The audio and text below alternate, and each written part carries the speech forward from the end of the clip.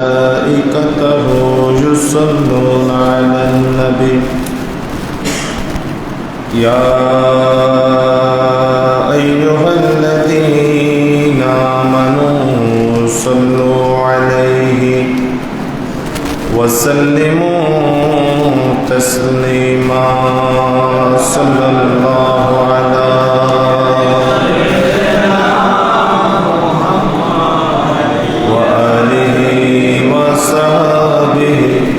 وسلم صلى الله على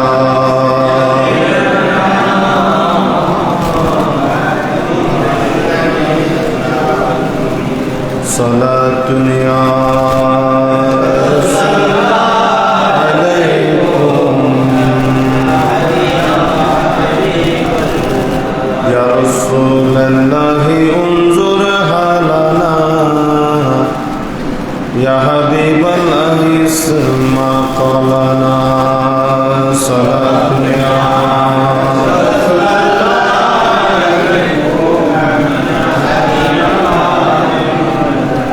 हर के शिक़े मुस्तफ़ा सामने ओस्त बार बर दर गोशाए दामने ओस्त सलात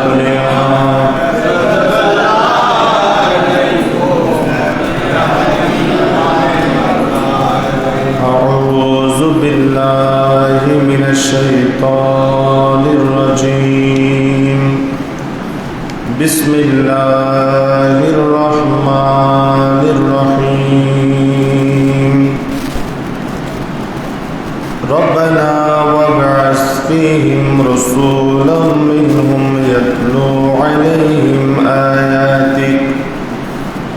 يتلو عليهم آياتك ويعلمهم الكتاب والحكمة ويزكيهم إنك أنت العزيز الحكيم صدق الله مولانا العظيم وصدق رسوله النبي الحبيب الكريم ونحن على ذلك لمن الشاهدين والشاكرين والحمد لله رب العالمين رب صل وسلم وبارك عليه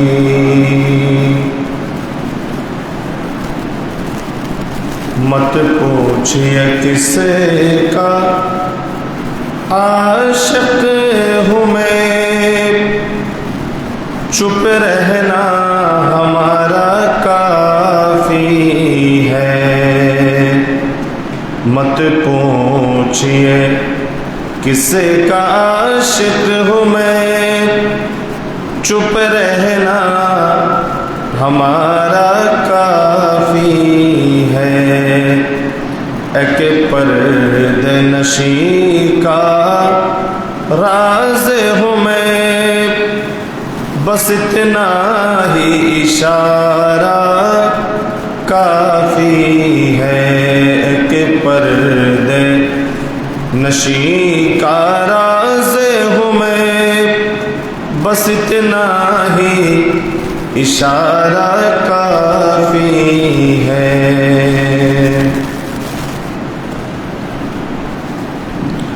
महशर में अगर हाथ आ जाए तो दामन ही तुम्हारा काफी है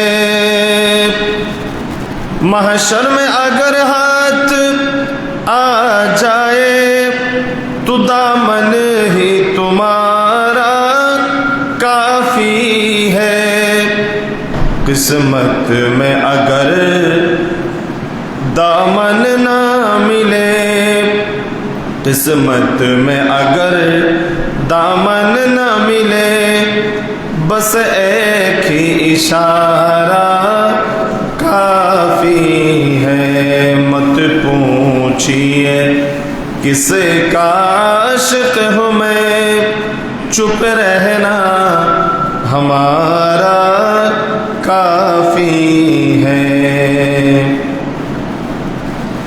न शाही की तमन्ना इस दिल में है तख्त ख्वाहिश न रखता हूँ मैं, न शाही की तमन्ना इस दिल में है तख्त की ख्वाहिश न रखता हूँ मैं अदना गुलामों में तो सही, मैं अदना गुलामों मैं तो सही, पर हो तो तुम्हारा काफी है। मत पूछिए किसे का आशिक हूँ मैं, चुप रहना हमारा काफी है। एक पर्दे नशी का राज हूँ मैं, बस इतना ही इशारा काफी है। उपस्थित হযরত মুশা রাহমাতুল্লাহ আলাইহি জামে মসজিদে সম্মানিত মুসল্লি ভাইয়েরা, ঘরে বসে শুনছেন মুহতারামা মা এবং বোনেরা, রহিমানি ওয়া রাহিমাকুমুল্লাহ, আসসালামু আলাইকুম ওয়া রাহমাতুল্লাহি ওয়া বারাকাতুহু। মহান রব্বুল আলামিনের দরবারে অসংখ্য অগণিত বেশুমার শুকরিয়া আদায় করছি যে মহান রব্বুল আলামিন পবিত্র বরকতময় জুমায় মসজিদে আসার নামাজ আদায় করার আমাদেরকে ফুরসত তৌফিক দান করেছেন। শুকরিয়া আদায় করছি, সবাই বলি আলহামদুলিল্লাহ। সালাতু সালামের হাদিয়া পেশ করছি রহমাতুল লিল আলামিন, শফিউল মুসলিমিন, সরওয়ারে কায়নাত, হায়াতুন নবী, কামলিওয়ালা নবী মুহাম্মদুর রাসূলুল্লাহ সাল্লাল্লাহু তাআলা আলাইহি ওয়াসাল্লাম, রসুল পাকের নূরানি আরফানে কদমে যে নবীর ওসিলায় আল্লাহর অফরন্ত নিয়ামত আমরা ভোগ করছি। রসুল আল্লাহর পক্ষ থেকে বড় নিয়ামত উজমা, নিয়ামত কুবরা, শুকরিয়া আদায় করছি। আরেকটি বার বলি আলহামদুলিল্লাহ। আমরা গত বেশ কয়েকটি জুমা হজ এবং বাইতুল্লাহ শরীফের বরকত, ফজিলত, বাইতুল্লাহ শরীফের আশেপাশে যেই মাকান জায়গাগুলি আছে সে বিষয়গুলি সম্পর্কে আমরা স্বল্প পরিসরে জেনেছি, ধারণা নিয়েছি। আল্লাহ তাআলা আমাদেরকে আমল করার এবং আল্লাহর এই ঘর নিদর্শনগুলিকে মহব্বত করার আল্লাহ আমাদেরকে তৌফিক দান করুন, সবাই বলি আমিন। হযরতে ইব্রাহিম আলাইহিস সালাম সন্তানকে নিয়ে বাইতুল্লাহ শরীফ যখন নির্মাণ করলেন, নূহ আলাইহিস সালামের প্লাবনের সময় যে বাইতুল্লাহকে আসমানে তুলে নেওয়া হয়েছিল, দীর্ঘদিন পর, শত শত হাজার বছর পর হযরত ইব্রাহিম আলাইহিস সালাম তার সন্তান হযরতে ইসমাইল জবিহুল্লাহকে নিয়ে এই বাইতুল্লাহ আবার পুনরায় নির্মাণ কাজ শুরু করলেন। সবাই বলি আলহামদুলিল্লাহ। তোমার জুতাগুলা বাইরে, জুতাগুলা বাইরে, মসজিদে এখানে ভিতরে জুতা আনবেন না, জুতা বাইরে রাখবেন, বাইরে বাক্সে। হযরতে ইব্রাহিম খলিলুল্লাহ হযরতে হাজারা আলাইহিস সালামকে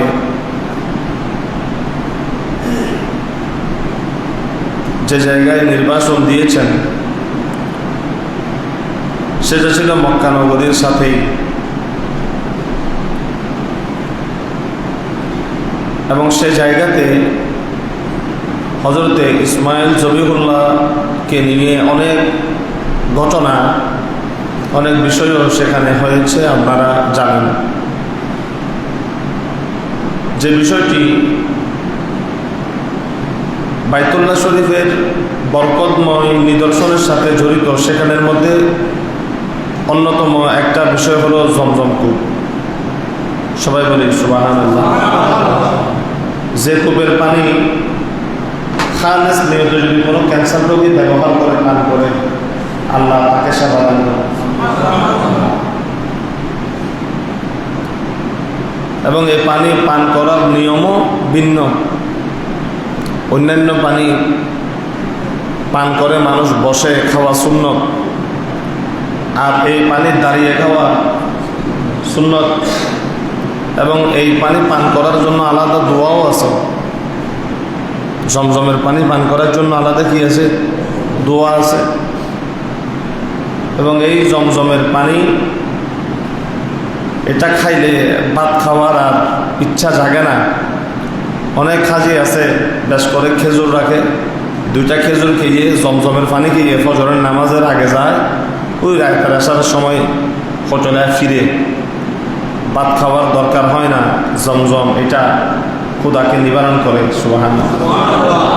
আমরা প্রথমবার গিয়েছি, প্রথমবার একরকম, একবার গিয়ে চিনে আসলে দ্বিতীয়বার গিয়ে ইবাদত বندگی করার জন্য কি হয়ে যায়? সুযোগ হয়ে যায়। আমি অতীতে আপনাদেরকে বলেছি, আবারও আপনাদেরকে বলবো, যাদের টাকা পয়সা আছে, 1 লক্ষ টাকা যাদের আছে, অথবা 1 লক্ষ টাকা যাদের সহজে জোগাড় হয় আল্লাহর ঘরটা দেখার, মদিনা শরীফ দেখার, মনে প্রশান্তি আসবে, তসল্লি আসবে, ভালো লাগবে। সুতরাং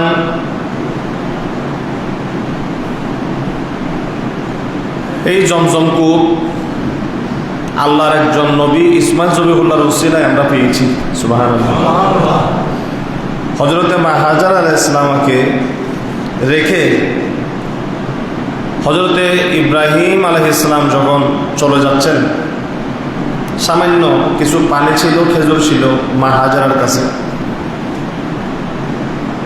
ইব্রাহিম আলাইহিস সালাম যাওয়ার সময় মা হাজার আলাইহিস সালাম পিছন পিছন দৌড়াচ্ছে। একসময় খলিলুল্লাহ পাহাড়ের উপর উঠে গেলেন এবং মা হাজারাকে শুধু এতটুকু বলেছেন যে তোমাদেরকে আমি এখানে ছেড়ে যাচ্ছি, এটা আমার ইচ্ছাই নয়, বরং এটা মহান রব্বুল আলামিনের পক্ষে, আল্লাহ তাআলার পক্ষ থেকে যেই নির্দেশ এসেছে সেটা পালন করার জন্য তোমাদেরকে এখানে ছেড়ে যাচ্ছি। তবে একা ছেড়ে যাচ্ছি না, আল্লাহর হাতেই তোমাদেরকে, এবং এই একটা বরকতময় জায়গা এটা, এখানে তোমাদেরকে ছেড়ে যাচ্ছি, যে জায়গার মধ্যে বাইতুল্লাহ শরীফ ছিল এক সময়, যদিও বা এখনো দেখা যাচ্ছে না। সুবহানাল্লাহ। এবং হযরত ইব্রাহিম আলাইহিস সালাম পাহাড়ের উপরে যখন নেমে যাচ্ছেন, উপর দিয়ে উঠে নেমে যাচ্ছেন, সন্তানকে আর দেখবে না, সেখানে দাঁড়িয়ে দোয়া করেছিলেন, রব্বানা ইন্নী আসকানতু মিন যুররিয়াতি বিওয়াদিন গায়রি জি জারইন ইনদা বাইতিকাল মুহাররাম রব্বানা লিয়ুকিমুস সালাতা ফাজআল আফিদাতাম মিনান নাসি তাহওয়ি ইলাইহিম ওয়ারযুকহুম মিনাস সামারাত লাআল্লাহুম ইয়াশকুরুন। সূরা ইব্রাহিমের 37তম আয়াত। তিনি দোয়া করেছেন যে আল্লাহ, আমি আমার পরিবারকে, আমার সন্তানকে তোমার এই সম্মানিত ঘরের কাছে একটা ময়দানের মধ্যে আমি তাদেরকে ছেড়ে যাচ্ছি, যেখানে কোনো কৃষি খাদ্য নাই, পানি নেই। আল্লাহ, তুমি তাদের উপর দয়া করো। তুমি যদি তাদের উপর দয়া করো, তারা সেখানে নামাজ কায়েম করবে, নামাজ পড়বে, ইবাদত বندگی করবে। আর এই রাস্তা দিয়ে যত মানুষ যাবে তাদের অন্তরকে আমার পরিবারের দিকে মাইল করে দাও, তাদের অন্তরকে নরম করে দাও, তারা যেন সহযোগিতা পায়, এবং তাদেরকে অসংখ্য আল্লাহ ফল ফলাদি দিয়ে তুমি মালামাল করো, রিজিক দান করো, যেন তারা সেখান থেকে খেতে পারে। এত দোয়া করেছেন ইব্রাহিম খলিলুল্লাহ আলাইহিস সালাম কিয়ামত পর্যন্ত। এই জন্য এই জায়গার মানুষদের রিজিকের এত সমস্যা হবে না, আল্লাহ তাদেরকে রিজিকের ব্যবস্থা করবেন। সুবহানাল্লাহ। হাজরিনে কেরাম, হযরত হাজার আলাইহিস সালামের পানি যখন ফুরিয়ে গেল, 2-3 দিন 4 দিন, হযরত ইসমাইল জবিহুল্লাহ যখন পানি পিপাসার্ত হলেন, মা হাজারা ছটফট শুরু করলেন। এতদিন তিনি এক জায়গার মধ্যে বসা ছিলেন, কত করুণ দৃশ্য, একটা শুধু মা আর একটা সন্তান। সুবহানাল্লাহ। আশেপাশে ডাইনে বামে কেউ নাই। আজকের যে বাইতুল্লাহ, আজকের যে খানে কাবা এত সহজ এবং কোরবা পোলাও, পানির নহর, খেজুরের বাগানের উপর ভিত্তি করে বাইতুল্লাহ গড়ে ওঠে নাই। সেদিন এই বাইতুল্লাহ শরীফের মোতাবল্লি এবং বাইতুল্লাহ শরীফের খেদমত ইব্রাহিম আলাইহিস সালামের হাত দিয়ে তৈরি হওয়ার 15-20 বছর আগ থেকেই ওই জায়গার মধ্যে যিনি বসতি স্থাপন করে ওই জায়গাকে আবাদ করেছেন, ওই জায়গায় নিজের একমাত্র সন্তানকে নিয়ে সময় কাটিয়েছেন, রাতের বেলায় আল্লাহর শুকর গুজার করেছেন, সেখানে দাঁড়িয়ে নামাজ আদায় করেছেন, তিনি হলেন হযরতে মা হাজারা আলাইহাস সালাম। জুড়ে বলুন সুবহানাল্লাহ। হাজরিনে কেরাম,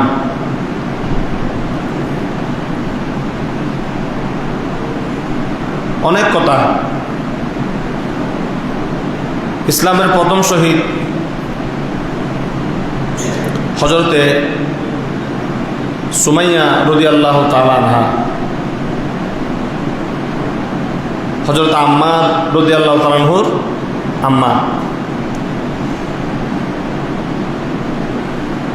বেশি নির্যাতন করতেন কাফেররা ওনাকে।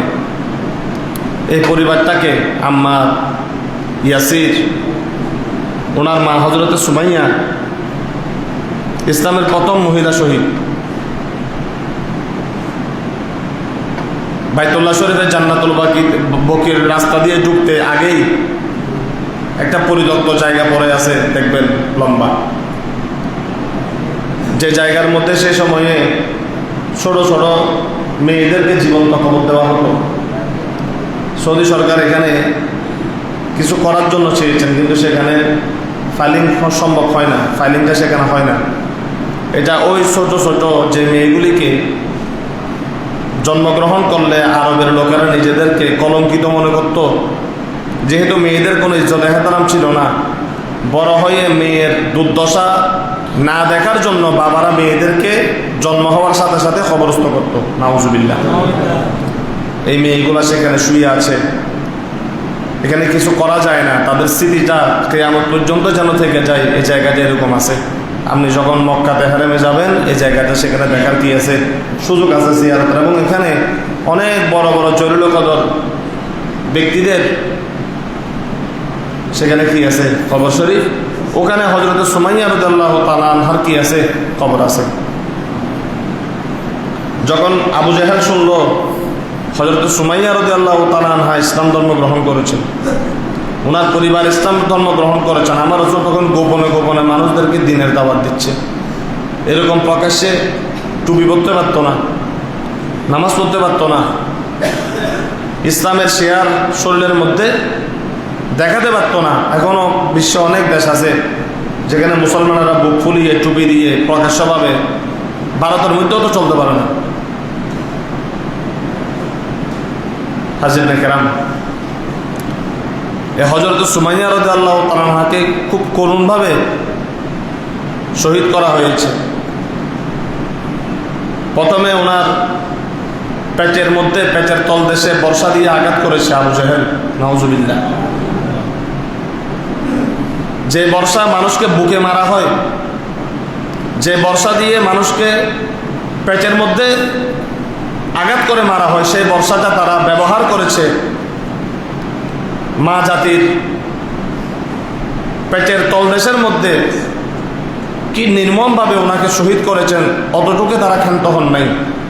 বর্ষা দিয়ে আঘাত করে ওনার দুই পায়ের মধ্যে দুইটা রশি বাঁধা হয়েছে এবং দুইটা তেজস্বী ঘোড়ার শরীরের সাথে সেই রশিগুলো লাগানো হয়েছে এবং দুইটা ঘোড়াকে দুই দিকে চালিয়ে দেওয়া হয়েছে। এবং হযরত সুমাইয়া রাদিয়াল্লাহু তাআলা আনহা শরীর মুবারক এরকম মাঝখান দিয়ে দুই টুকরা হয়ে গেছে। তখন ওনাকে নিয়ে এই জায়গাটার মধ্যে দাফন করা হয়েছে। আর রাসূল পাক বলতেছেন, ইয়া আলা ইয়াসির ইন্না রাব্বাকুম মাউইদুকুমুল জান্নাহ। এভাবে কথা আছে কামা করাসামা, যে হে আলে ইয়াসির, হে সুমাইয়া, হে আম্মার, তোমাদের আর বেশি দিন অপেক্ষা করতে হবে না, জান্নাত তোমাদের জন্য অপেক্ষা করতেছে, আল্লাহর দিদার তোমাদের জন্য অপেক্ষা করতেছে। আজকে মুসলমান আমরা গরু গোস্ত খাই আর ঘুমাই। এই যে ইসলাম বলতেছেন, এত সহজে আসা নাই। মুসলমানের জীবনে তো সহজ নয়। মুসলমান বীরের জাত। মুসলমানের শরীরে যতক্ষণ নিঃশ্বাস থাকবে ততক্ষণ সে কোরআন সুন্নাহর উপর থাকবে, দিন ইসলাম কায়েমের জন্য কষ্ট করবে, জিহাদ করবে, সমাজ বিধ্বংসী কার্যকলাপ থেকে নিজে দূরে থাকবে, মানুষদেরকে দূরে রাখবে। এটাই হলো মুসলমানের জিন্দেগি। এটা থেকে বের হওয়ার কারণে আমাদের উপর আল্লাহর গজব। আমরা জায়গায় জায়গায় বেইজ্জত হচ্ছি। ইজ্জত সম্মানে টাকা পয়সা থেকে শুরু করে সব দিকে আমরা কি পাচ্ছি? কষ্ট পাচ্ছি। হাজরিন কেরাম, তো এটা কেন বললাম? প্রত্যেকটা জায়গায় ইসলামে নারীদের অবদান। মা খাদিজাতুল কুবরা রাদিয়াল্লাহু তাআলা আনহা, মা আয়েশা সিদ্দিকা, মা ফাতেমাতুজ জাহরা, এদিকে আবার আমার রাসূলের আম্মা জান হযরত আমেনা রাদিয়াল্লাহু তাআলা আনহা।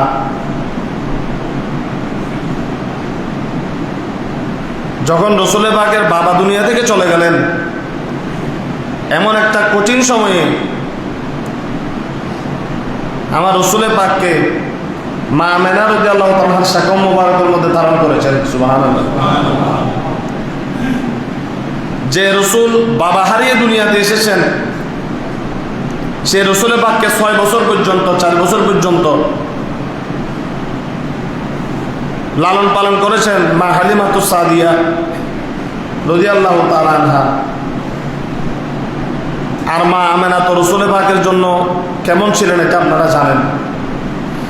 এই আন্তরিকতাগুলা, এই ভালোবাসাগুলা, যে মায়েরা আমার নবীকে লালন পালন করেছেন, বড় করেছেন দুনিয়ার হাসিয়তে, সেই নবীর মাকে পর্যন্ত, বাবাকে পর্যন্ত আমাদের জবান থেকে আমরা ছেড়ে কথা বলি না।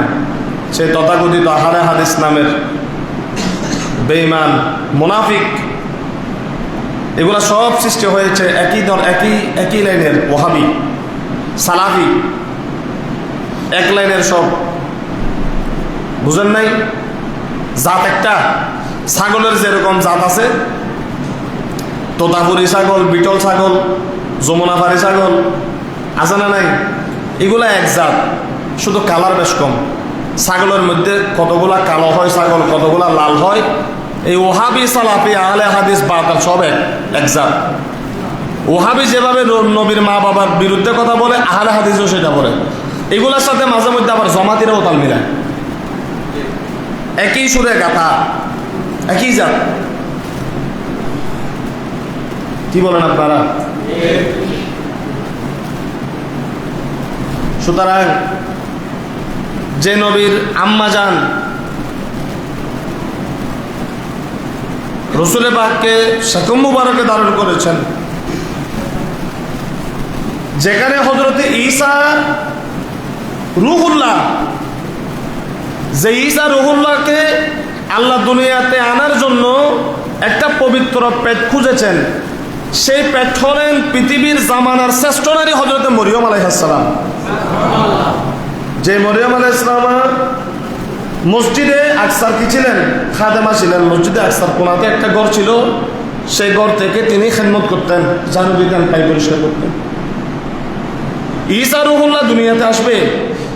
ঈসা নবীকে দুনিয়াতে বাঁচানোর জন্য একটা বরকতময় পেট আল্লাহ খুঁজেছেন। সেই পেট সেকম হলো হযরত মা মরিয়ম আলাইহিস সালাম, যার পবিত্রতা সম্পর্কে আল্লাহ কোরআনে বর্ণনা দিয়েছেন। যে মরিয়ম আলাইহিস সালাম দুনিয়াতে আসার পর ঈসা রূহুল্লাহ মাত্র 40 দিনের বাচ্চা জবান দিয়ে বনি ইসরাইলকে বলতেছে, খবরদার আমার মাকে নিয়ে আজে বাজে কথা বলবে না, আমার মাকে নিয়ে আজে বাজে কথা বলবে না।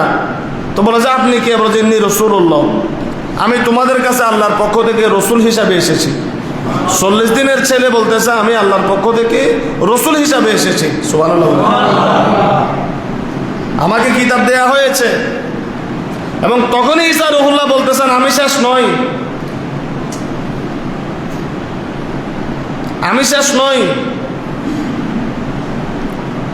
ওয়া মুবাশশিরাম বিরাসূলিন ইয়াতি মিন বা'দি ইসমুহু আহমদ, একজন নবীর শুভ সংবাদ দিচ্ছি রসুলের, আমি ঈসার পরে তিনি আসবেন, শেষ নবী হবেন। আসমানের মধ্যে জানা মাহমদ, দুনিয়াতে মোহাম্মদ। যে ঈসা নবী আসার সাথে সাথে আমার নবীর সংবাদ দিচ্ছেন, যে ঈসা নবীর মার এত ফজিলত, এবং যে ঈসা নবী আমার নবীর কদমের মধ্যে কুরবান, আমার নবীর উম্মত হওয়ার জন্য যে ঈসা নবী আল্লাহ দরবারে সেজদা দিয়ে পড়ে থাকে, সেই ঈসা নবীর মার যদি এত ফজিলত হয়, যে সেকমের মধ্যে হায়াতুন নবী রহমাতুল আলামিন নবীকে ধারণ করেছেন মা আমেনা রাদিয়াল্লাহু তাআলা আনহা, সে মা আমেনাকে বেঈমান বলতে জাহান্নামী যারা বলে, এই ধরনের লোক কি কোনোদিন আল্লামা মাওলানা মুফতি হতে পারে? এদের প্রোডাকশন বাইর হয় ওহাবি মাযহাবি আহলে হাদিস থেকে। এগুলা বোঝার জন্য তো লম্বা লম্বা কোরআন শরীফের আয়াত দরকার না। আশ্চর্য লাগে, এরাও আবার মিম্বারে দাঁড়িয়ে ওয়াজ করে, মানুষে উনে ইমান যতটুকু নিয়ে আসে মুসুরে যাওয়ার সময় ইমান এটাও কি শেষ। অথচ আমেনা শব্দের অর্থ কি? যিনি ইমানওয়ালা। এটা ইসমা ফাইল মুআন্নাস যদি হয় আমিনাতুন,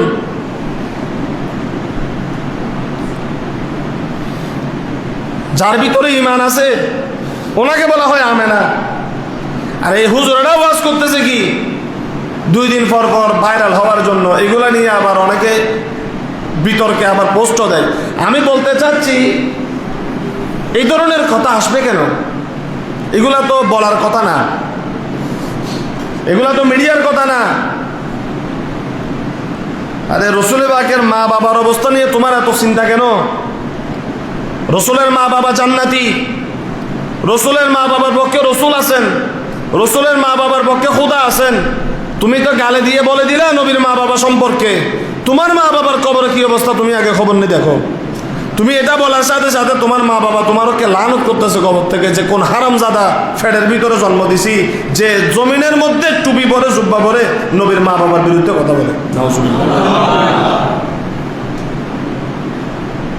অথচ অতীতের কোন মুহাদ্দিস মুফাসসির আলেম উলামা রাসূল পাকের মা বাবাকে জাহান্নামী বলে কোনো রিওয়ায়াত নাই। হাজরানে কেরাম, কথা অনেক দিকে চলে গেছে। সুতরাং বলতে চাই, এই যে হাজারা আলাইহিস সালাম সেদিন নিজের সন্তানটাকে বুকে জড়িয়ে, কিছু নাই, উত্তপ্ত মরুভূমির মধ্যে সেদিন সময় দিয়েছেন, আল্লাহ জিকির করেছেন। সন্তানের জন্য যখন পানি খুঁজতেছেন, সাফা মারওয়া থেকে মারওয়ায় দৌড় দিলেন, আবার মারওয়া থেকে দৌড় দিয়ে আসতেছেন। কোনো ছেলের রুহটা কি কোনো বের হয়ে গেছে, আমার ছেলে কি মরে গেছে নাকি এখনো জিন্দা আছে, সেটা দেখার জন্য আবার মারওয়া থেকে সাফা পাহাড়ে দৌড় দিছে। যখন দেখতেছে ছেলে নড়তেছে, বলে যে আর একটু গিয়ে দেখি, আবার দৌড় দিলেন। এভাবে 7 বার দৌড়াইছেন। আল্লাহর বড় পছন্দ হয়েছে। আল্লাহ বলে, সেদিন আমার হাজারা ইসমাইল জবিহুল্লাহর জন্য দৌড়িয়েছে, আমি আল্লাহর বেশি ভালো লেগেছে। আমার ফেরেশতারা দেখেছে সন্তানের জন্য মায়ের টান ভালোবাসা, আমি দেখেছি। ও হাজিরা, সাফা মারওয়া সাই করা, উমরার মধ্যে এবং হজের মধ্যে তোমাদের জন্য রোকন করে দিলাম। আমার হাজারার মতো যারা তোমরা হজে এসে দৌড়াবে, আমি তোমাদেরকে হাজি বলবো, তোমাদের জীবনের গুনাহগুলো মাফ করে দিব।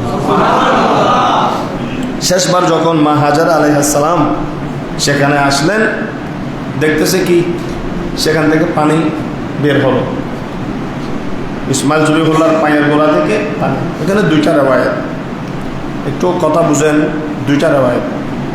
একটা রিওয়ায়াত হলো, এটা বুখারী শরীফে এসেছে যে এটা হযরতে জিবরিল আলাইহিস সালাম এসে পাখা দিয়ে আঘাত করেছেন, সেখান থেকে কি বের হয়েছে? ঝর্ণা বের হয়েছে। আবার কেউ কেউ বলতেছেন ইসমাইল জবিহুল্লাহর পায়ের আঘাতে পানি বের হয়েছে। যারা ওয়াবি, এই আল হাদিস, এরা এটা বেশি বলে, হতে না হয়তো নবীর ট্যাং ওদের বাইনুমো জিবরিলে ফার্দি বাজ্যাইর হতে পানি বাড়ি, ঠিক আছে, অসুবিধা নেই, অসুবিধা নেই, ঠিক আছে। এটা বুখারী শরীফের রিওয়ায়াত আছে। আর এক সংখ্যক আলেম বলেছেন, ইসমাইল জবিহুল্লাহর পা যখন জমিনে মারতেছেন, সেখানে আল্লাহ তাআলা সেই পায়ের তলা থেকে একটা পানির নহর ফোয়ারা বের করে দিলেন। অসুবিধা নেই। জিবরিলে ফাঁকা দিয়ে মার দিয়া হোক, ইসমাইল জবিহুল্লাহর ফাঁয়ের বাড়ি দিয়ে হোক, কিন্তু জমজমটা পেয়েছেন ইসমাইল জবিহুল্লাহর ওসিলাই। এই কথা তো অস্বীকার করার কোনো সুযোগ অর্থাৎ ফাইও সার ওসিলাই যে আনিব আনক, মেজানোর গরু তোর বাপেল ওষুধই টানিয়ে আনক আর তুই টানিয়ে আন, মানুষ দিয়ে টানিয়ে আনাই এম বড় হতানো মেজানকার খালি হার ওসিলাই। তো ফানি কিভাবে উঠেছে, কে বাড়ি দিয়ে দিয়েছে, ওটা ঠিক আছে, আল্লাহ তাআলা দিয়েছেন, কিন্তু এই বিরান ভূমির মধ্যে জমজম কূপের পানি যে আপনি পেয়েছেন সাদাকা ওসিলা হলো হযরত ইসমাইল জবিহুল্লাহ। জোরে বলুন সুবহানাল্লাহ। কিয়ামত পর্যন্ত যারা ওসিলাকে মানে না, যারা ওসিলাকে শিরিক আর বেদাত মনে করে, এরা জমজম কূপ পানি খেলে শিরিক ইমান যাবে, কারণ জমজম কূপের পানি এসেছে ইসমাইল জবিহুল্লাহর ওসিলায়। সুবহানাল্লাহ।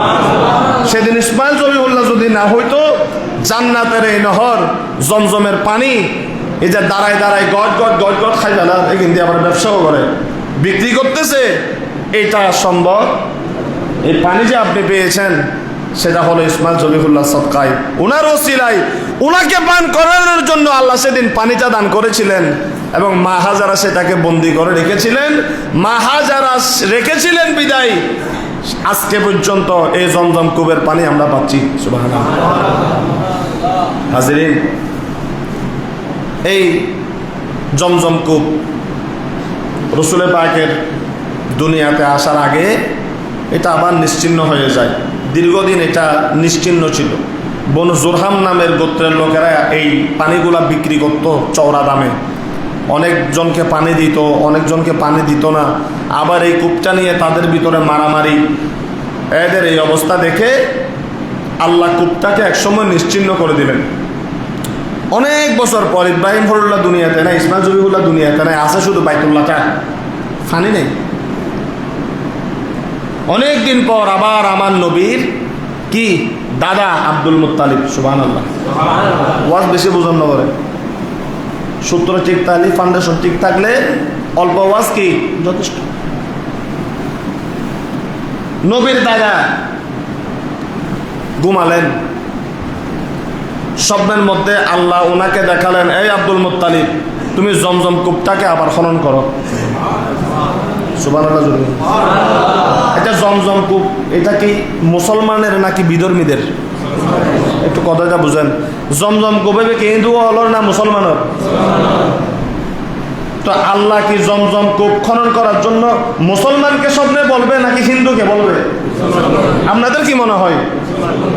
সেদিন জমজম কূপ খনন করার জন্য মসজিদে আকসার মধ্যেও ফাদিরি ইহুদি খ্রিস্টান ছিল কি ছিল না? ওই সময় যদি ঈসা আলাইহিস সালামের কোনো অনুসারীকে যদি আপনি চিন্তা করেন, সেই ধর্ম দিয়ে মানুষকে শিক্ষা দিচ্ছে, সেই ধর্মের তালিম দিচ্ছে, ওই রকম বড় বড় ফাদিরি মসজিদে আকসাই ছিল না? মক্কা শরীফের মধ্যেও ছিল না? ছিল। এতগুলা মানুষের ভিতরে যাদের সিনার মধ্যে তাওরাত কিতাবের জ্ঞান ছিল, জবুর কিতাবের জ্ঞান ছিল, এতগুলা মানুষকে বাদ দিয়ে আল্লাহ নবীর দাদাকে কেন স্বপ্নটা দেখালেন? সুবহানাল্লাহ।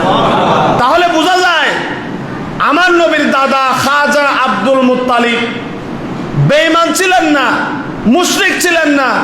আব্দুল মুত্তালিবের সময় ওনার সমসাময়িক আরো অনেক বড় বড় নেতা পণ্ডিত ছিলেন, কিন্তু মুতাওয়াল্লি ছিলেন হযরতে খাজা আব্দুল মুত্তালিব, এবং ওনাকেই আল্লাহ স্বপ্নের মধ্যে দেখাই দিলেন যে তুমি আবার পুনরায় জমজম কূপ খনন করো। তার মানে বোঝা যায় নবীর দাদার সিনার মধ্যেও ওয়াহাদানিয়ত আল্লাহর কালিমার নূর ছিল। তিনি খানে কাবার মুতাওয়াল্লি ছিলেন, এই বাইতুল্লাহর মালিক আল্লাহর উপর পূর্ণ বিশ্বাস ওনার ছিল। বলুন সুবহানাল্লাহ। এজন্য নবীর দাদার বিষয়ে কোনো কথা নাই। উনি স্বপ্নে দেখলেন, একবার নয় বেশ কয়েকবার স্বপ্ন দেখানোর পর তিনি ওনার লোকদেরকে ডাকলেন, চলো জমজম কূপটা একটু খনন করি। এরা বলে যে কোনো পাগলে গেছুনি, এত বিশাল মরুভূমিতে কখন জমজম কূপ ছিল, এই কূপ এখন কোথায় খুঁজবো? ওনাকে সহযোগিতা করে নাই। তখন উনি মান্নত করলেন, আল্লাহ আমাকে যদি 10-12টা ছেলে দাও, সন্তান দাও, আমি এদেরকে নিয়ে জমজম কূপ খনন করব এবং এই সন্তানদের থেকে একটা সন্তানকে আমি তোমার রাস্তায় কুরবানি দিব। আমি তোমার রাস্তায়। তখন ওনার সন্তান হলো 10 জন বা 13 জন। সন্তানদেরকে নিয়ে তিনি একটু করতেই কূপের সন্ধান পেয়ে গেলেন। সেখানের ভিতরে পরিষ্কার করার সাথে সাথে নিচ থেকে পানি ওঠা শুরু করলো, যে পানি এখনো পর্যন্ত বিদ্যমান। জোরে বলুন সুবহানাল্লাহ। বহু কথা, মানুষ পানি খাচ্ছে, দিন যাচ্ছে। আবার আল্লাহ ওনাকে স্বপ্ন দেখালেন, হে আব্দুল মুত্তালিব, জমজম কূপের পানি খেয়ে তুমি কি মান্যতের কথা ভুলে গেছো? সুবহানাল্লাহ। তাহলে খাজা আব্দুল মুত্তালিবের মান্যত আল্লাহর দরবারে কি হয়েছে? কি হয়েছে? লাত মানাত উজ্জাকে নিয়ে যদি আব্দুল মুত্তালিব মান্যত করতেন যে আমার যদি 11টা সন্তান হয়, এই লাত মানাত উজ্জা তোমাদের কাছে, তোমাদের মূর্তির সামনে আমাদের সন্তানকে বিসর্জন দিব, তোমাদের নামে কুরবানি দিব, এই কথা যদি বলতেন, আল্লাহ দোয়া কবুল করতেন না। আব্দুল মুত্তালিব দোয়া করেছেন, এই কাবার মালিক, এই কাবার খালেক, এই রব্বে করিম, তুমি যদি আমাকে সন্তান দাও, এই ঘর তোমার, আমি তুমি আল্লাহর কদমের মধ্যে আমার সন্তানকে কুরবানি দিব। দীর্ঘদিন পর আগেও দেখিয়েছেন আব্দুল মুত্তালিবকে স্বপ্ন, কূপ খনন করার জন্য, জমজম কূপ। আবার অনেক দিন পরে সন্তানকে আবার স্বপ্নে দেখাচ্ছেন, আব্দুল মুত্তালিব, তোমার মান্যত পূরণ করো।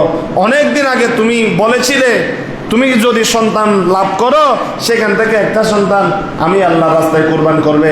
তখন আব্দুল মুত্তালিব লটারি করলেন। কি করলেন? হতাউন। কি করলেন? লটারি।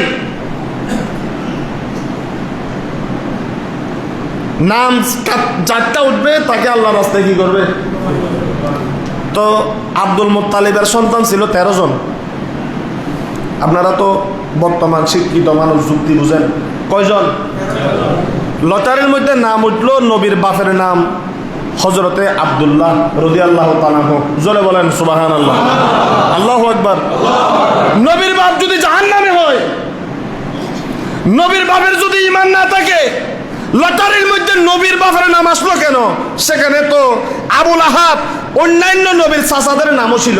আপনাদের কাছে প্রশ্ন রাখলাম, ও মৌলানা সাহেব, ঠিক আছে না? নবীর বাপ যদি বেঈমান হয়, হ্যাঁ, নবীর বাপের যদি ঈমান না থাকে, ওই হাবের মধ্যে খোদার রাস্তার মধ্যে কুরবানির জন্য নবীর বাবার নাম কেন আসলো? একবার দুইবার নয়, 100 বার লটারি করা হয়েছে, 100 বারই যার নাম এসেছে তিনি হলেন নবীর আব্বাজান হযরতে খাজা আব্দুল্লাহ রাদিয়াল্লাহু তাআলা আনহু। জোরে বলুন সুবহানাল্লাহ। তাহলে উনি আল্লাহর দরবারে কি হয়েছে? উনি আল্লাহর দরবারে কি হয়েছে? ওই বৈরবী হুজুর ওয়াজ করতো, মানলে আবু বকর, না মানলে আবু জাহেল। দুনিয়া থেকে চলে গেছে, আল্লাহ হুজুরকে জান্নাত দান করুন। সুন্দর চমৎকার ওয়াজ করতেন হুজুর তফাজ্জল হোসেন বৈরবী রহমতুল্লাহ আলাইহি। বড় বড় কোরআন হাদিস লাগে, খবিসের বাচ্চারা আহলে হাদিস, হ্যাঁ, ফেসবুকের মধ্যে আসি, মিডিয়া হতা হতে কিন হয়, ফল হয়ে যাই হতা। এত সুন্দর হুজুরের সিল্ক দাড়ি, কি সুন্দর হতা, গালো দিয়ে লাগে ফুল ফরের, তুতালাতে ফুল ফরের, আয় দিয়ে যার নামের গুবাই ধরে গালো দি। সুতরাং নবীর বাবার যদি ওই অবস্থা হইতো, লটারির মধ্যে বারবার যার নাম এসেছে তিনি হলেন আমার নবীর আব্বাজান হযরতে খাজা আব্দুল্লাহ রাদিয়াল্লাহু তাআলা আনহু। সুবহানাল্লাহ। ওনাকে জবে করবে, সবাই এসে ঘিরে ধরছে, এটাকে ওনাকে জবে করা যাবে না। কিরে, ওনাকে জবে করবে না কেন? বলে, এই আব্দুল মুত্তালিব, তোমার যতগুলা সন্তান আছে সবার থেকে বেশি সুন্দর তোমার এই সন্তান হযরতে খাজা আব্দুল্লাহ। জুড়ে বলুন সুবহানাল্লাহ। এখন কি করবে? আমার তো মান্যত পূরণ করতে হবে, আমি মান্যত কিভাবে পূরণ করব? তখন ওনারা বলেন, আপনি অস্থির হয়ে যান না, আমরা কোনো একটা উপায় বের করতে পারি কিনা দেখি। ওই সময়ের তাওরাত জাবুরের জ্ঞান আছে, ওইরকম আলেমের কাছে গেলেন, বলে যে তোমরা এক পাল্লায় আব্দুল্লাহকে দিবা আর এক পাল্লার মধ্যে আল্লাহর দুনিয়ার জন্তু যেগুলোর দ্বারা মানুষ উপকৃত হয় উটগুলা এক পাল্লায় দিবা। 10টা উট দেয়া হলো, দেখা যায় নাম আসতেছে আবারও নবীর বাপের, আরো 10টা, এভাবে 100টা উট যখন এক পাশে রাখা হলো তখন দেখা যাচ্ছে উটের নাম আসলো, নবীর বাবাকে আল্লাহ ছেড়ে দিলেন। জুড়ে বলুন সুবহানাল্লাহ। কিছুদিন পরে নবীর আব্বাজান শাদী করলেন মা আমেনা রাদিয়াল্লাহু তাআলা আনহার সাথে। খাজা আব্দুল্লাহ বলে, আব্দুল মুত্তালিব বলে, আমার আব্দুল্লাহ কোনোদিন মূর্তির কাছে মাথা ঝুঁকায় না, আমি দেখেছি। সুতরাং আমার ছেলে যেরকম এক আল্লাহর উপর বিশ্বাসী, মূর্তি বিশ্বাস করে না, আমার ছেলের জন্য মেয়ে লাগবে ওই রকম নিরঙ্কুশ যে আল্লাহর দিকে মাথা ঝুঁকায়, মূর্তির দিকে মাথা ঝুঁকায় না। ঈসার দিনের উপর যার বিশ্বাস, কাকে পাওয়া যায়? পেয়ে গেলেন ওহাব ইবনে আব্দে মানাফ, নবীর আম্মা জানের নানা। সংবাদ নিয়ে আসলেন, সংবাদ পাঠালেন, জঙ্গলের মধ্যে দেখলাম ইহুদিরা এসেছে আব্দুল্লাহকে কতল করার জন্য। যেহেতু আব্দুল্লাহর কপালের মধ্যে রসুল পাকের নূর মুবারক ঝিকমিক করত, তিনি বলতেছেন আমি দেখলাম ইহুদিরা যাওয়ার আগেই তলোয়ার যখন নিল, কিছু লম্বা লম্বা লোক এসে তাদেরকে দৌড়াইয়া সেখান থেকে বের করে দিল, কয়েকজনকে হত্যা করলো। আব্দুল্লাহ শিকারের মধ্যে রক্ষা পেয়ে গেল। আমি বুঝতে পারলাম এটা সাধারণ কোনো ছেলে নয়। তখন নবীর বাবার কাছে পরিচয় নিয়ে নবীর নানা যান আব্দে মানাফ আমার রসুলের দাদার কাছে শাদীর জন্য প্রস্তাব পাঠালেন। তখন হযরতে মা আমেনা এবং খাজা আব্দুল্লাহর শাদী হয়েছে। যদি বলুন সুবহানাল্লাহ। কিছু পড়ালেখা করেন, কিতাব থেকে কিছু পড়েন। সুতরাং হাজিরিনে কেরাম, এই যে হলো মোটামুটি জমজম কূপের সামান্য কিছু অংশ আপনাদেরকে আমরা বললাম, আলোচনা করলাম। সুতরাং আপনাদেরকে এই কথা বলবো, যা আল হাক্কু ওয়া জাহাকাল বাতিল, যা আল হাক্কু ওয়া জাহাকাল বাতিল। আমাদের অনেক ভাইরা মাথার মধ্যে টুপি দেয় না। এই যে পিছনে যুবক ভাইরা বসে আছে, টুপি দেয় নেই। টুপির মাসালা কি? একজন দাঁড়ায়, কেউ কি বলতে পারবেন? এরা আমাকে শুধু জবাব দিবে, একজন দাঁড়ায় যে হুজুর নামাজে টুপি না দিলে অসুবিধা নেই। এখন এদেরকে যদি আমি 1 বছর পর্যন্ত কিয়ামত পর্যন্ত সময় দিই, মাথায় নামাজের টুপি না দিলে অসুবিধা নেই, একটা দলিল নিয়ে আসো।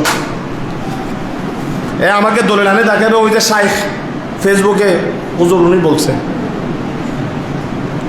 উনি তো ইবলিস, সে আপনাকে বলতেছে টুপি দেওয়া দরকার নাই, কিন্তু আপনি তার পিছনে নামাজ পড়তে গিয়ে দেখেন সে জীবনে কোনোদিন টুপি ছাড়া নামাজ পড়ে নাই।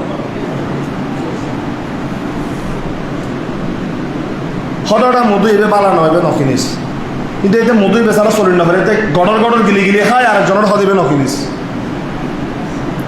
যে আপনাকে বলতেছে টুপি লাগে না, সে যেই মসজিদের ইমাম, যে মসজিদের খতিব, তার পিছনে গিয়ে দেখেন সে টুপি ছাড়া নামাজ পড়ে না, কিন্তু আপনি টুপি ছাড়া নামাজ পড়তেছেন।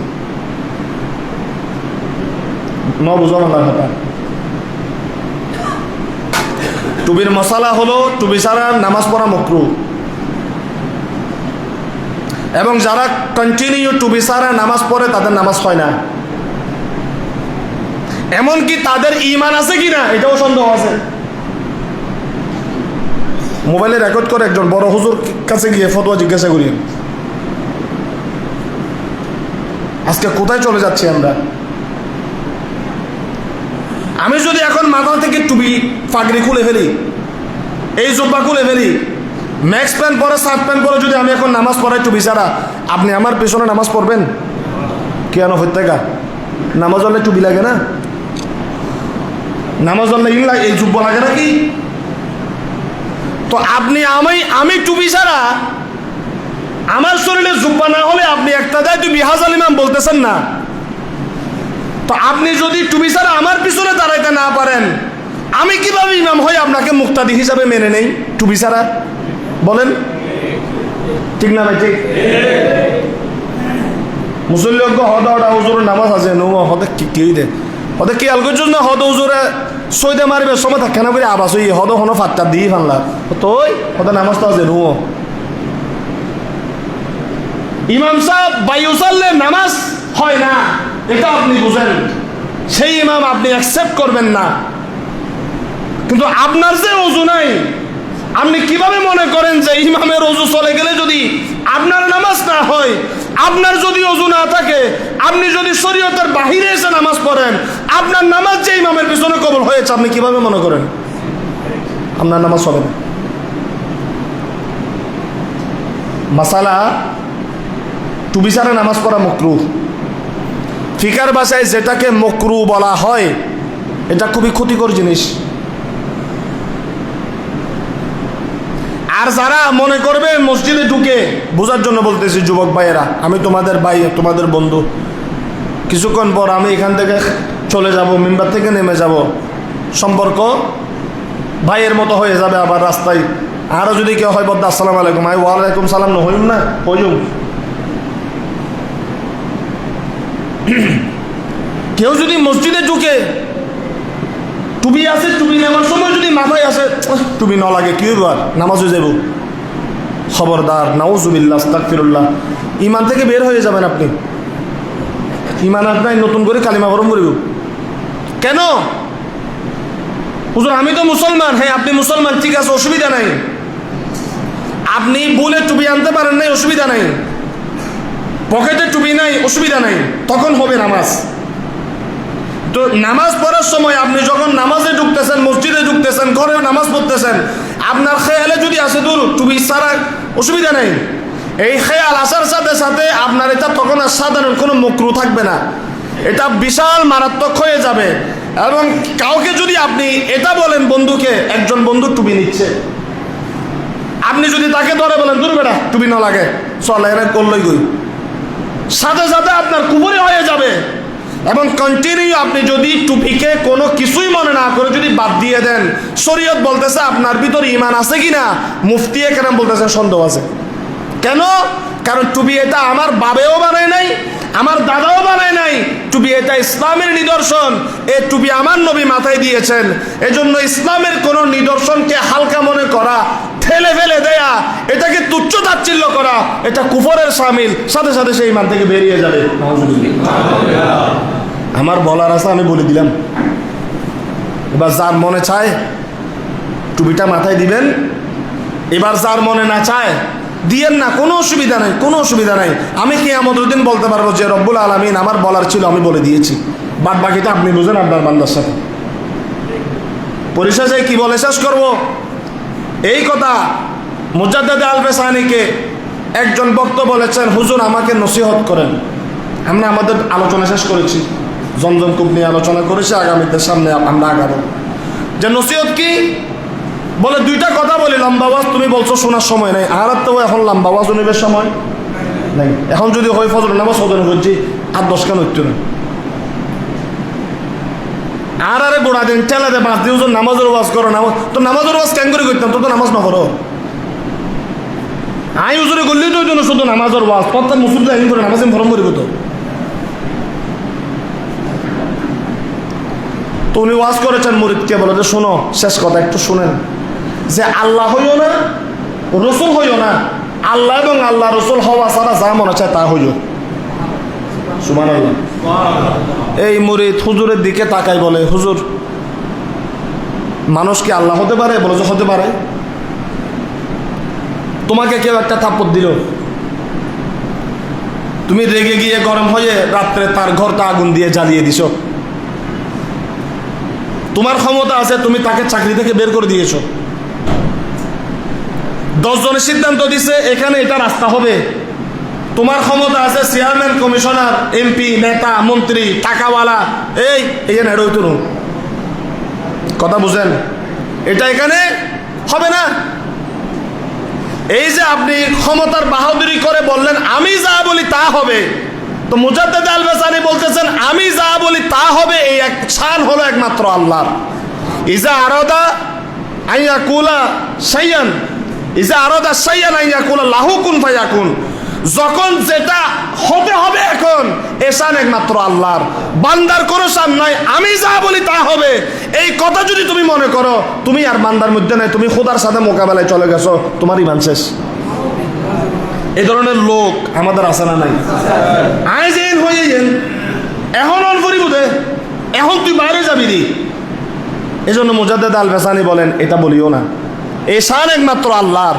এটা যদি তোমার নিজের ভিতরে চলে আসে অহংকার তাকাব্বুর, তুমি আর ইমানের ভিতরে থাকবে না, তোমার কোনো আমল আর কাজে আসবে না।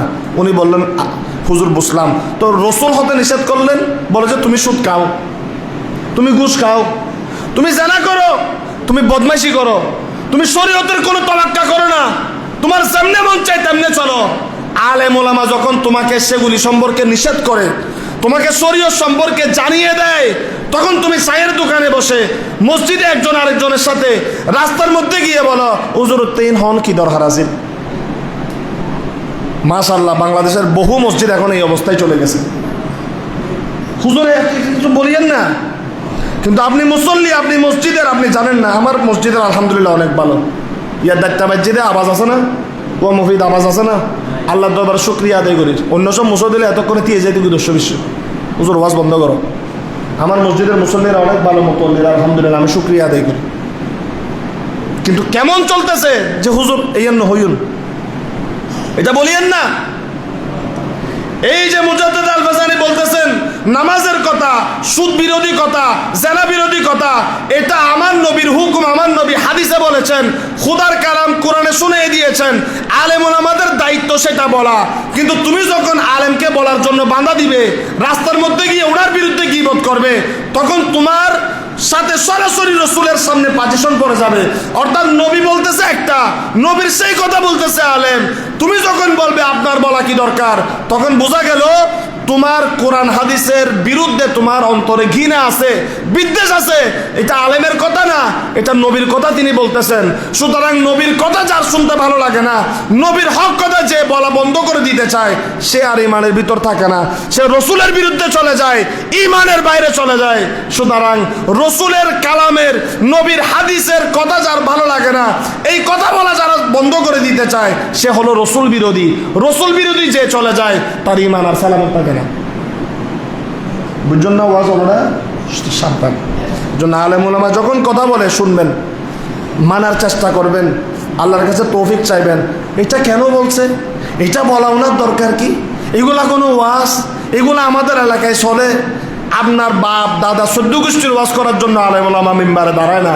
আল্লাহ রসুলের হক কথা আপনাদেরকে বলে সংশোধন করার জন্য, নিজে সংশোধন হওয়ার জন্য ওনারা কথা বলে। এজন্য ওনারা বলে ওয়ামা আলাইনা ইল্লাল বালাগ, নবীর দায়িত্ব ছিল আমাদের কাঁধের উপর, আমরা আপনাদের কান পর্যন্ত শুনিয়ে দিয়েছি, আমল করার দায়িত্ব আপনাদের। আল্লাহ বোঝার তৌফিক দান করুন। সুতরাং আজকের এই কঠিন সন্ধিক্ষণে আমাদের যুবকদের অবস্থা ভালো না। এজন্য এলাকায় মাদ্রাসায় হক্কানে আলেম ওলামা থেকে ইসলাম গ্রহণ করেন। সবচেয়ে ভালো হয়, সুন্দর হয়, মুরব্বীরা যেভাবে চলে গেছেন, নামাজ পড়েছেন, মাথায় টুপি দিয়েছেন, ইবাদত বন্দেগী করেছেন, এই যে সালাম ফিরানোর পরে সবাই উঁচু উঁচু চলে যায়। 4 রাকাত বাদ আল জুমা, ইবনে মাজাহ শরীফে হাদিস আছে না? নবী বলেন যারা 4 রাকাত বাদ আল জুমা পড়বে কিয়ামতের দিন আমি তাদের জন্য সুপারিশ করব। নামাজটা পড়তেছেন আল্লাহর জন্য, বাদ আল জুমা পড়ে 4 রাকাত বাদ আল জুমা পড়ে আস্তে আস্তে মসজিদ থেকে বের হবেন। জুমার দিন আল্লাহকে সময় দেন, আল্লাহকে সময় দিবেন, তাড়াহুড়া করবেন না।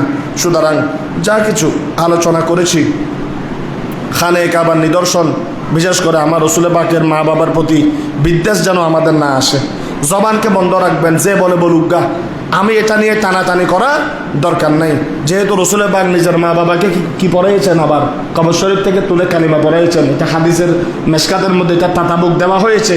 সুতরাং এই সমস্ত বিষয় থেকে বের হয়ে বাড়াবাড়ি না করে সঠিক কোরআন সুন্নাহ এশকে রসুল অন্তরে জায়গা দিয়ে দিন আমল করার আল্লাহ আমাদেরকে তৌফিক দান করুন। যারা এতক্ষণ কষ্ট করে আমাকে শুনেছেন, আমাদেরকে কষ্ট দিয়েছি, ক্ষমা দৃষ্টিতে দেখবেন। বিশেষ করে আজকে এবং আগামীকাল প্রত্যেক বছরের দরসুল কোরআন মাহফিল জমিতুল ফালাহ অত্যন্ত চমৎকার মাহফিল হয়। আজকে মেয়েদের জন্য দরসের ব্যবস্থা, পর্দার সাথে গাড়ি দেওয়া হবে এখানে। যারা যাবেন আপনারা যোগাযোগ করবেন। আর যারা চান নিজের স্ত্রীদেরকে নিয়ে বৈশাখী মেলা, ওয়াজগুলি তো 3টা বাজিব আজি, এই বৈশাখী মেলার জন্য হিরিক পড়ে গেছে, মোটরসাইকেল নিয়ে বিয়ে করে বউ লইলে বাইরে যাবেন, নাউজুবিল্লাহ বলেন, বেপরদাভাবে ঘুরতেছেন, সেখানে সওয়াব নাই। দরসুল কোরআন মাহফিল যদি সুযোগ হয়, যারা বেড়ানোর অভ্যাস থাকে, আজকে শুক্রবার নিজের স্ত্রীকে নিয়ে মোটরসাইকেলে করে পর্দার মধ্যে নিয়ে আজকে একটু দরসুল কোরআন মাহফিলে যান। মাহফিলে গেলে জীবনের গুনাহগুলো মাফ হবে। ওয়াজ না শুনলেও নবীর এই মাহফিলে জান্নাতের ফেরেশতারা ঘোরাঘুরি করে, যা জান্নাতের বাগান হয়ে যায়। জাহান্নামের বৈশাখী মেলায় না নিয়ে স্ত্রীদেরকে নিয়ে মাজারে যান, স্ত্রীদেরকে নিয়ে মাহফিলে যান, স্ত্রীদেরকে নিয়ে বরকতময় জায়গার মধ্যে যাওয়ার চেষ্টা করেন, জিয়ারতে যান মা বাবার কবরে। আল্লাহ অবশ্যই আমাদের উপর রাজি হবে। আজকে মেয়েদের জন্য আগামীকাল রাত্রে ছেলেরা যারা তারা অংশগ্রহণ করবে, আমি দাওয়াত দিচ্ছি। এখান থেকে প্রত্যেকবার গাড়ি যায়, আপনারা 10 রকাত মাহফিলে গিয়ে কিছুক্ষণ সময় কাটানোর আপনাদেরকে আমি দাওয়াত দিচ্ছি। আল্লাহ কবুল করুন। আমা আলাইনা ইল্লাল বালাগ। আসসালামু আলাইকুম। শুনো দাদা।